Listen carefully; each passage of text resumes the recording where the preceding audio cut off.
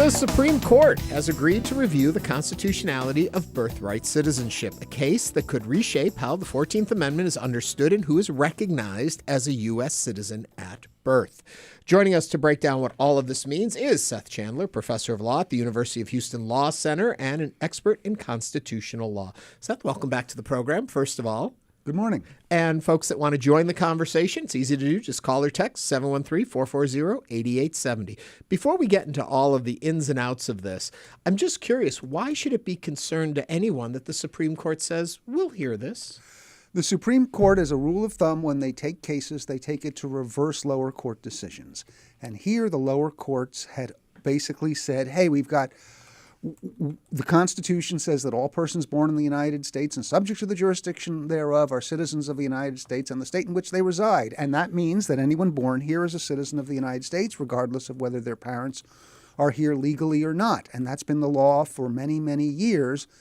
President Trump has challenged that and wants to say that certain children of persons who are here unlawfully or temporarily aren't citizens. And so since the Supreme Court usually takes cases to reverse, the thought is that it will side with President Trump on this matter.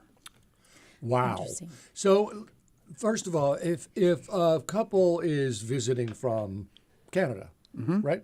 They drive over, because when you're pregnant, you can't fly.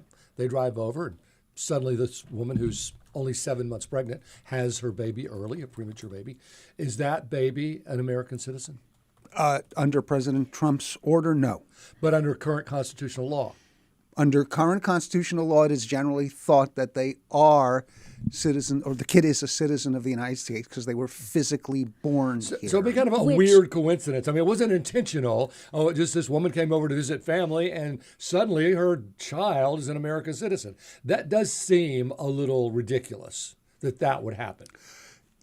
Perhaps, but the Supreme Court back in the 1890s looked at the history of citizenship and decided that the United States followed something that in Latin is called jus soli, which I don't know how to pronounce, but it basically says of the soil, and therefore if in that somewhat unusual case, they would be a citizen of the United States. Okay. Right. And so from what I understand, Professor Chandler, there are 3 different ways for people to actually acquire citizenship. And there's citizenship by descent. There's citizenship by under certain conditions, which takes a little different circumstances. And then in the Americas, when we were founding our country, the birthright citizenship was particularly implemented to our Constitution because they wanted to encourage people to come to this country. Do you think that we should be reevaluating this today, given Frank's point that we're no longer looking at encouraging necessarily people just to come be American because we need people? It's not a promo. Right. There are 2 issues. One is what our policy should be. And the second is, what does the Constitution require or permit? On what it should be, reasonable minds could differ. And, Frank's example of the visiting Canadians who have an unexpected birth, that kid may not particularly even want to be a U.S. citizen when they grow up. They may want to prefer to be a citizen of Canada. But the issue is the Supreme Court ruled many years ago that a kid of Chinese parents, and at the time we were kind of down on immigration from China, that they were nonetheless a citizen of the United States because they took the view that the 14th Amendment requires that people born here be citizens of the United States. And so the question before the Supreme Court is whether, one, Congress could change that permissibly under the 14th Amendment, and second, whether President Trump has the authority on his own to change it. That is, there are at least 2 issues here that the Supreme Court's going to have to grapple with. The first is, what does the 14th Amendment mean? And the second is a separation of powers issue. Can President Trump, by executive order, without getting congressional approval, change a 100-year, 140-year-old tradition? Now, I think also, though, to your point and to going back to Frank's analogy is, what about, I grew up in South Texas. What about people that say there are people taking advantage of the system of the birthright citizenship, and they're coming in from the border towns. They're coming in across from, let's just say, Matamoros, Mexico, right? And they're coming into Brownsville. They're having their babies, and then they're going back, but now their babies can get all the types of benefits in the United States, and that is Anchor babies. Anchor babies, and that is taking advantage of the system. That's really the elephant in the room, isn't it? Isn't it, Seth? I mean, that's what this is about, anchor babies. I think that's correct. And the president has taken the view that there shouldn't be anchor babies. He also took the view there should not be chain migration. And then Melania's parents were exactly here through chain migration. Well, sure, there may be some hypocrisy, but Some. The issue is, there may be policies that we think are not a good idea, and maybe some people think that having anchor babies is not a good idea. But the question is, how do you reconcile that with Supreme Court decisions, and how cavalierly should we overturn Supreme Court decisions that were decided much closer to when the 14th Amendment was enacted? Those people had, basically lived through the Civil War, out of which the 14th Amendment emerges. And if you read that opinion, one of the reasons I think it has stood up fairly well for 140 years is that it is a extraordinarily well-researched opinion on what the history was in the United States and what was meant. And I think that people from all political perspectives should be cautious, not necessarily rule it out always, but cautious about overturning Supreme Court decisions. So explain to me the understanding. It kind of goes back to what Celeste was asking earlier. Before the 14th Amendment, how did we understand this as a nation? Yeah, well, before the 14th Amendment, it was actually kind of fuzzy on how you got citizenship. The one thing that was clear from the Dred Scott decision back in the 1850s was that persons of African descent, no matter what, even if they were manumitted, even if they were freed, they could not be citizens of the United States ever, no matter what. And the 14th Amendment was definitely designed to overturn the Dred Scott decision. But exactly how you got citizenship in the United States before that was not 100% clear. Let me speaking of clear, let me clarify something. All of Donald Trump's children are legal citizens. They were born by an American father who had citizenship. There's some and they would be citizens under his plan. Well, yes, but I mean, Barron Trump, even though Melania is his mother, he's not an anchor baby. There's been some questions about that. No, Barron is not an anchor baby. And neither are the other three children through Ivana. That's correct. And that would even be true under President Trump's plan, because if the father is a U.S. citizen, then the kid is a U.S. citizen, even under President Trump's plan. Correct. So I want to take it, though, looking at the actual, could birthright citizenship be revoked? And there's two ways, and the one we're looking at right now is the Supreme Court reversal. Now, my other question is could the president also have said, I'm going to make a constitutional amendment, and it's going to require Congress to go through and vote for it? Absolutely. The president could certainly suggest to Congress that it create an amendment to the Constitution that limited birthright citizenship. I don't think it would actually succeed, because it would require 2/3 of the states to approve it. I'm sorry, 2/3 of each House of Congress to approve it and 3/4 of the states to approve it. And getting 3/4 of the states to agree on anything these days, let alone 2/3 of Congress, is extraordinarily difficult. Really quick, do you need that to amend an amendment, or Yes. just to put an amendment out there? Either to amend an amendment or to have an amendment in the first place, like the repeal of So they both prohibition. need the same. So let me ask you this, because we've seen this with the ICE raids. If you have an American citizen father and an American citizen now child, if the mother has not gone through the whole process, she could be deported. Why is that? Why is a woman or a man who's married to an American citizen and has an American citizen child not automatically given American citizenship? Because that's not the way the law works. You could change that and give them citizenship. But don't you think if we're talking about a baby automatically having it with an American father or an American mother, that an American parent, a parent of an American child should have it? I mean, Well, perhaps, you're but the lawyer, a few minutes ago you were worried about anchor babies, and now you're creating anchor daddies. No, but the anchor daddies are married to an American woman citizen and also have an American child citizen. So why wouldn't they be, just by virtue of having a family that are American citizens, be an American citizen? Well, you ought to think about the incentives that creates. That creates an incentive for anyone who wants an American citizenship to procreate and maybe not even take responsibility for the child. So I think there would be mixed views on the wisdom of that amendment. All right. Well, I'm learning something here. Yes, and just to clarify, we are not necessarily saying that anchor babies, or we're using that term. We understand that that could essentially be a controversial term. I do want to clarify, evidence has shown otherwise, that undocumented immigrants usually are not able to gain legal status through U.S.-born children. I also want to clarify that research shows immigrants consistently contribute more in taxes than they actually receive in benefits. Well, the anchor baby moniker came from Jeb Bush. He used that when he was running for president out of Florida. Just FYI. Okay, I want to go back to where you started this conversation and talking about the Supreme Court and what they're looking at and what they need to look at, because I think sometimes we get caught up in the news story of the day and we're not really focused on what the Supreme Court actually has in front of it.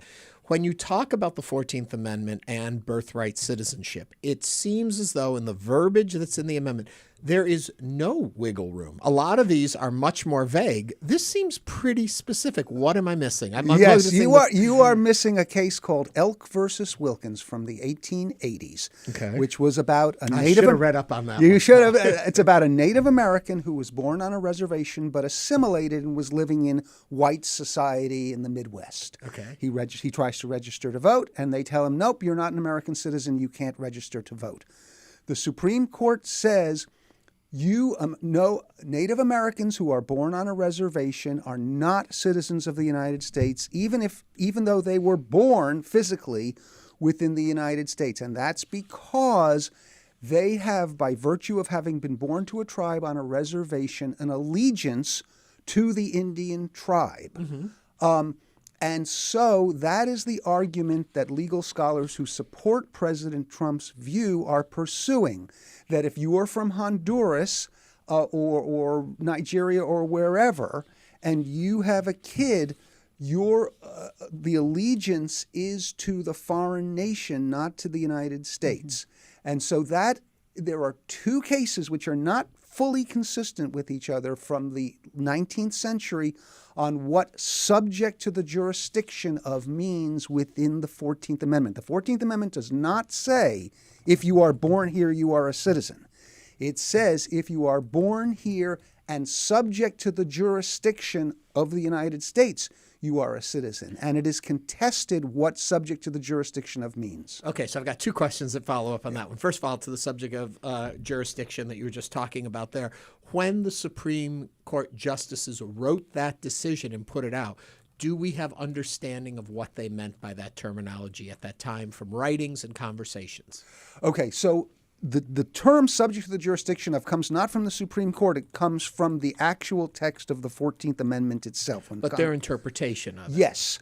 And if you read the history of the 14th Amendment and the Supreme Court's review of it, they're sort of all over the place on what subject to the jurisdiction thereof means.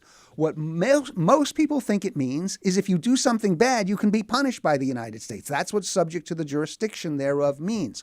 But there's this. So if you're born here and under the rules of this nation. That's right. And the only exception to that would be basically children of ambassadors, okay, who maybe have a claim for diplomatic immunity. Okay. And that's been the prevailing understanding since the 1890s. But there's this older strand of case, the one dealing with Native Americans, who certainly, if Mr. Elk had committed a crime in Nebraska, I promise you he would have been punished. And one other quick little point, then I'll let my comrades here continue.